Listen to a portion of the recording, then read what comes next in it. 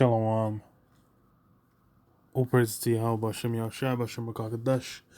Double honors to the apostles and elders of Great Millstone are all well, and Shalom to all the brothers doing the work. Sincerity and truth. I got this article on Bloomberg by way of MSN, and it's once again that what do they call it? Not universal credit, universal basic income scheme, being done in the States. And I guess it's kind of different now how they're being looked at, because they've now got this thing going around. It's essentially like with what the fuck is it called? Like the furlough scheme out here in the UK. Then in the States, it's like the stimulus checks. With they've kind of loosened up. People have got more used to it,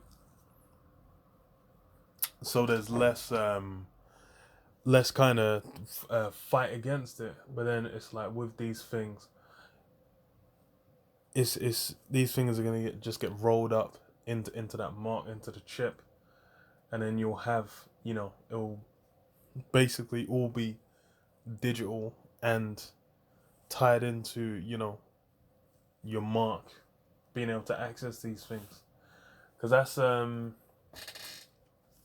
it's like, what do you call it, China, where they're doing what, the crypto one. Funny thing is like when it goes crypto like that, it's especially with China being China, they could then just be like, okay, look, play, because they've already got their Sesame credits system, where you get like, you can't take trains, you can't take public transport, you can't leave the country, you can't get a loan, you can't rent certain places, all these depending on your score, and so your freedoms, your capability of how you can function in society is all tied into that. So then it's like they could just have it so it's like certain places, certain stores, certain brands or whatever, money can't be used there. So it's funny, it's like all this is, you can see it's Esau just consolidating that control, because China is essentially, them guys have much more of a grip on the people, and they have had for a long time, so they can push these things out and test these things and get people to accept them way quicker than what do you call it, than over over here in the West. But what it's the people are being worn down, and that's what you're seeing. So that's why it's like with the money being reliant on the state, you got a lot of people. It's like there's people I've talked to, they've saying like, they've been on furlough over here in the UK. They ain't worked in like a year. They've been sitting at home getting paid for like a year, or maybe like working one day a week from home or some shit. Like they ain't really been doing shit. But that's kind of like getting people just geared into just being reliant on the state. And anyway, with this thing going around, and the fear attached to it, that's what's gonna push them into the arms of whether the max or the mark, the chip, implantable chip that goes under the skin. These things are getting pushed out. So this is what LA set to be largest city to offer guaranteed income for poor. This is what LA Mayor Eric Garcetti is proposing, a guaranteed income program for poor residents, making it the largest US city to test such a policy. Yeah. So I think this one's starting with it being for poor people, but they expand, because they're all of them are kind of based on just being like, oh, just general, just everyone gets the money. But he's pushing it through. We'll see if it goes anywhere, because you might get done on the state level, it might just they push it through on the federal level. If anything, like Joe Biden is definitely looking to bring to get people. He's the guy that's going to be used to push out, the mark. It's how it's looking, because the mark's there. He's looking like the one who's going to be looking to push out all these different you know programs to then segue into the mark. So it says Garcetti will ask the city council on Tuesday to set aside $24 million in next year's budget to send $1,000 monthly payments to 2,000 low-income families in America's second largest city. The mayor said in an interview funds from council districts and other sources could bring the total to $35 million. Candidates for the one-year program would be selected from the city's 15 districts based on each area's share of those living below federal poverty guidelines. Garcetti is targeting households of at least one minor and suffering some hardship related to the C-19 pandemic. So yeah, it's all about this thing going around. That's kind of it's pretty much the situation with this thing going around is so malleable that like absolutely anything can get pushed through off the back of it. It's actually genius, because it's from the jump.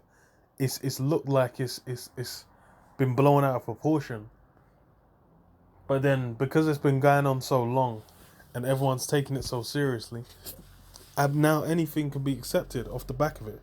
That's how man managed to slip in the chip. That's how wild it is. Man managed to slip in the chip. Fucking hell. But it's wild. So it says while the movement is nationwide, the magnitude of LA's poverty, where 1 in 4 of LA's nearly 4 million residents are barely able to make ends meet, puts a national spotlight on the program. And it's funny still, because but that's like these places in the West are glorified, like the streets paved with gold. Like it's the, like you're coming here, you're living the greatest quality of life, but that couldn't be further from the truth, man. Esau shit. It's like this is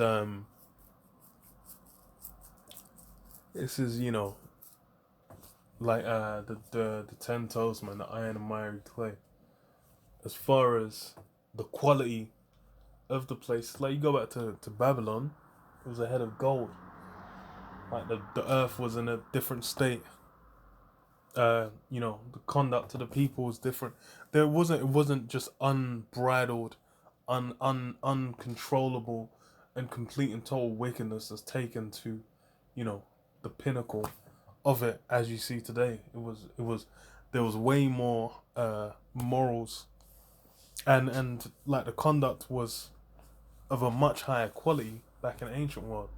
But that's the thing, it's all these things have been chipped away at over time, especially since Esau's been Satan's loose his little season. The last 500 odd years, Esau's had to do his thing, and basically just take wickedness up to a point where it's like, yo, if it continues, there's no flesh left to be saved. That's the scale of it. So it says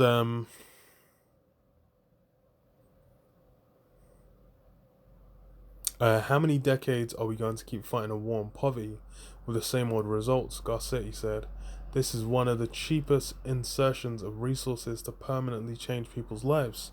The idea of the government providing poor residents with some basic level of income has been floated by a number of prominent people over the years, including civil rights leader Martin Luther King Jr., libertarian economist Milton Friedman, and Republican President Richard Nixon. Businessman Andrew Yang made the idea a centerpiece of his unsuccessful bid last year to be the Democratic presidential nominee, and he's continued to advocate for the policy in his campaign for mayor of New York. Yeah, yeah, you mentioned that as well.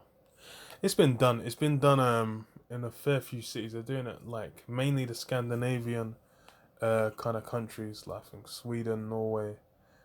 Uh, tried off the top of my head, and I know Canada did. Did a European country do it? I can't remember, but it's been done in different places. It's kind of just building that reliance on the government. I mean, that's something that's you've seen it. That's what people have got used to that over the last year, man. Hella people have just been, especially because um, there's still government programs in place now, so it's not like the furlough scheme is still there. There's a bunch of other schemes still there. The impact of how peak it's gonna get hasn't hit its apex. But when it does, hey, people are gonna be all kinds of through. They're gonna be looking to the government for that salvation. They already are. Let me read this. Second Ezra 16. Woe is me. Who will deliver me from those? Who will deliver me in those days? The beginning of sorrows and great mournings, the beginning of famine and great death, the beginning of wars and powers, and the powers shall stand in fear, the beginning of evils. What shall I do when those evils shall come? And that's something a smart man will be asking, because by and large, out in the world now, people ain't really asking that. They're hoping that essentially the way people are living now is like evils aren't a thing that even exist or can possibly happen. People live like there's own, like you're just gonna go and everything's just gonna work out. No hardships ever gonna come. By and large, Jake uh, knows that hardship's gonna come, but a lot of Jake is still trying to live super optimistic and not really acknowledging the reality of their situation. That's why they'll go out and live way outside their means. They'll blow their fucking money on just like wearing certain fucking designer clothes or going on holidays, doing basically trying to live like they're on top of the world, even though they're on the bottom. So that's the thing is when these woes, these evils come upon the world, then that's shit's gonna get real. All the BS is gonna melt away. And it says what? Behold, famine and plague, tribulation and anguish are sent as scourges for amendment. Yeah, these things are for scourges for they're meant to tell people like, yo, shit ain't being done correct. You need to get your ass you need to sort the shit out, man, or else judgment's gonna come, man. And you got the example of Nineveh with Jonah, where he prophesied against them and then they repented. Jonah, yeah, I believe.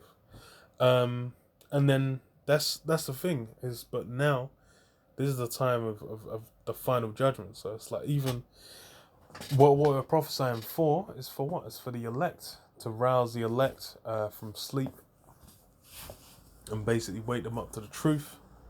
But then what? That's it. It's just the elect. After that, everyone else is it's a wrap. If you're a heathen, there's it's beyond the wrap. There was never any hope. But if, the 2/3, it's a wrap for them, man. It's only going to be this time. It's only going to be the 1/3, and 144, 144, the 144,000 and 1/3. Um, but yeah, it says, but for all these things they shall not turn from their wickedness, nor be always mindful of the scourges. Yeah, so that's majority of people they're not minding things like earthquakes happen, or you have like just like in the States now.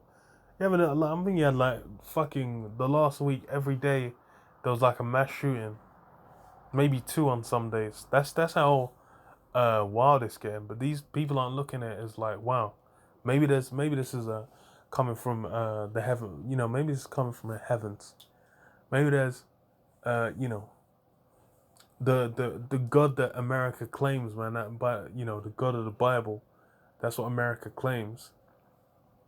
Maybe you should consider, the parameters he set for how to live, and how possibly you guys it could be time for your judgment. That's what people ain't considering. But hey, that's what the time we're in.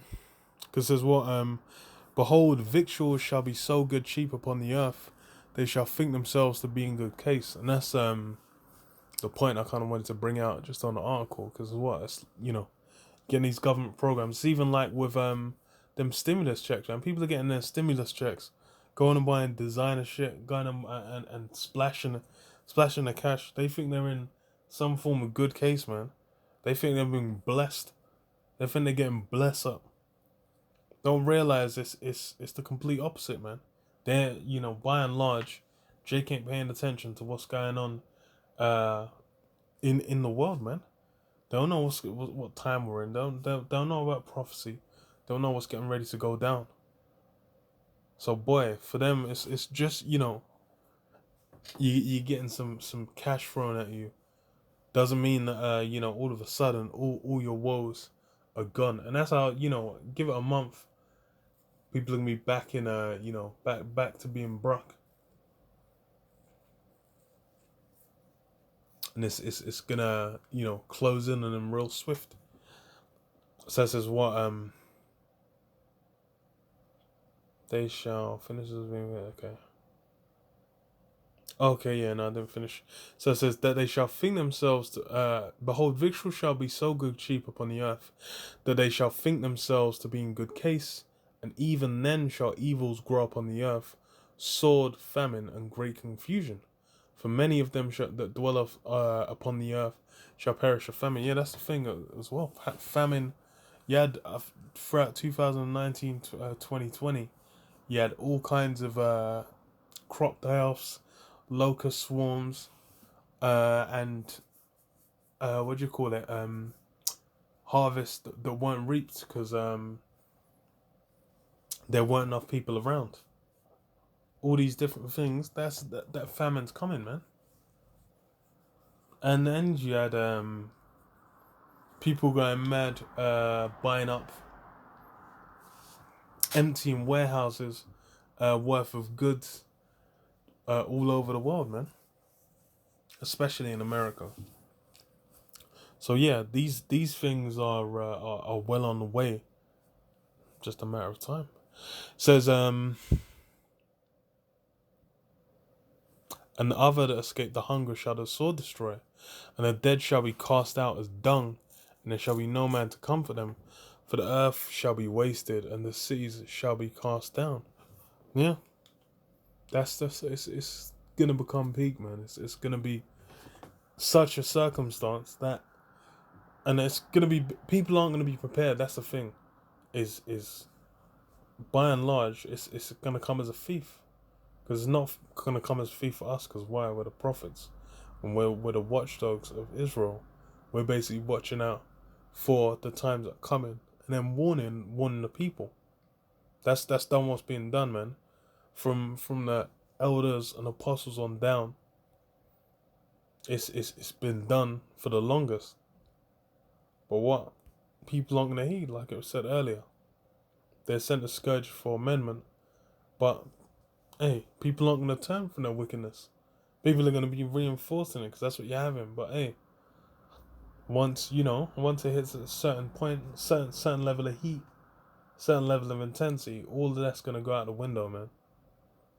And that's when Esau's going to have his mark, that chip, that implantable chip that goes under the skin, as the soothing balm. But what that thing, taking it only lies in a leads to destruction.